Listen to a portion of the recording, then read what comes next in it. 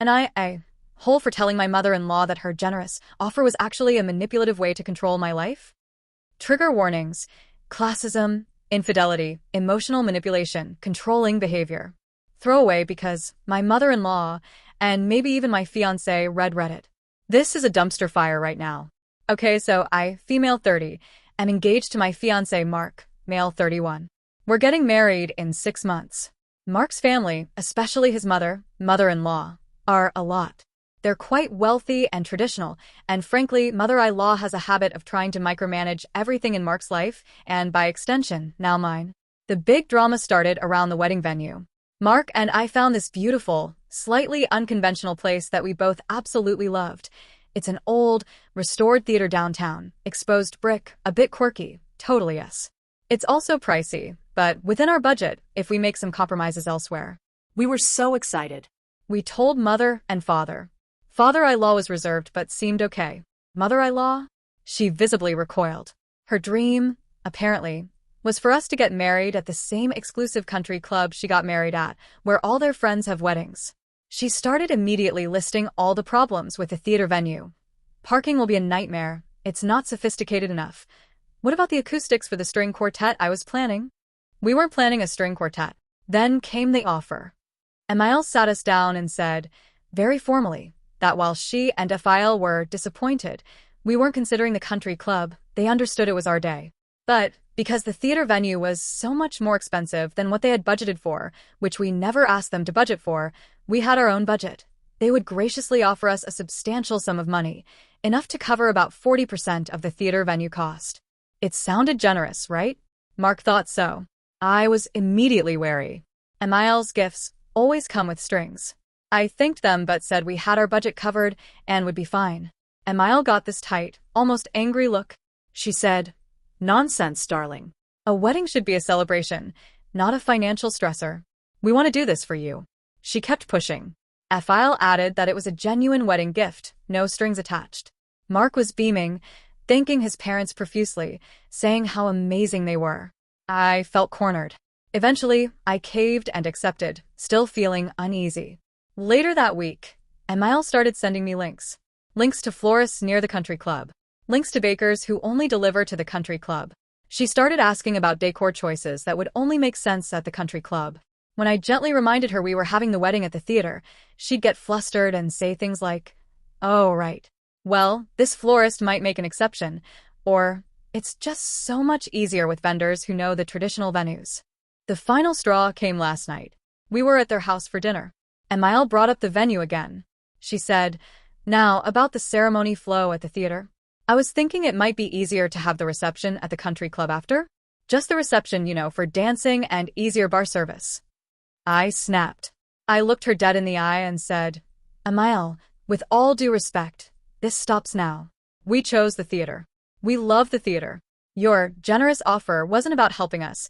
It was about buying control over our wedding to force it into being your dream wedding at your preferred venue. You didn't give us that money to help us have our day. You gave it to try and manipulate us into having your day.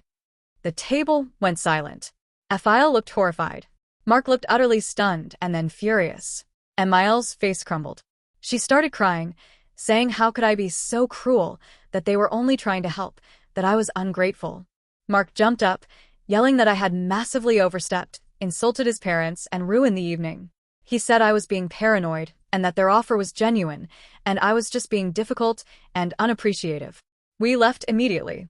Mark is barely speaking to me, saying I owe his mother a huge apology and that if I can't be respectful to his family, maybe we need to rethink things.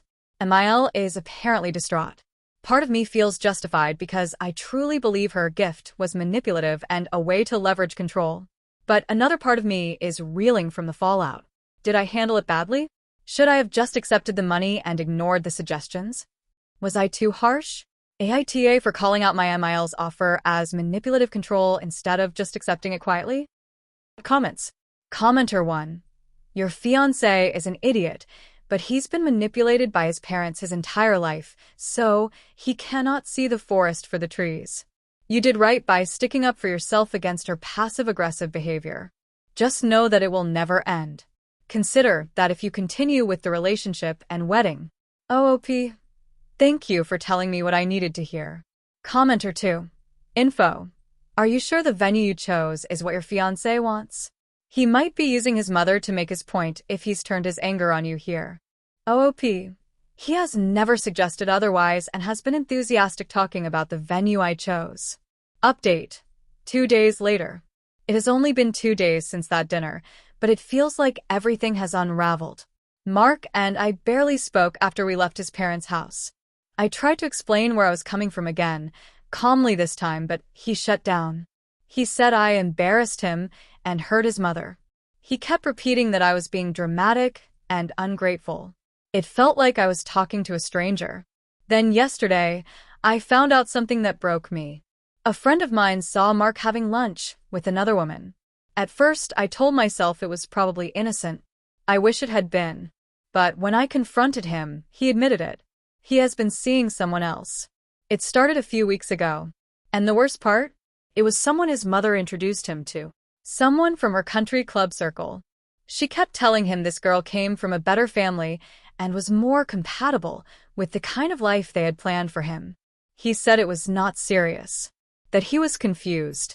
That I had been so angry all the time, and he felt pushed away. I could not believe what I was hearing.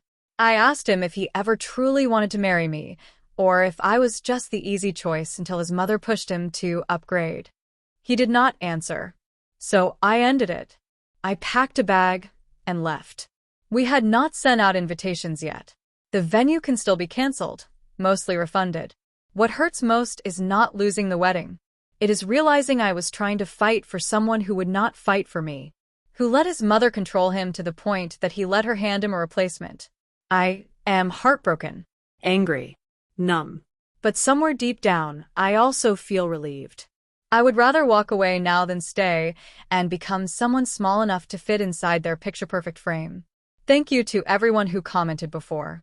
You helped me see that I was not imagining things. That I was not crazy for wanting to protect the life I was trying to build. TLDR, I stood up to my MIL. 2 days later, I found out my fiancé was cheating on me with a woman his mother introduced him to. I ended the engagement. I am devastated, but I know I just dodged a life of being treated like I was never enough.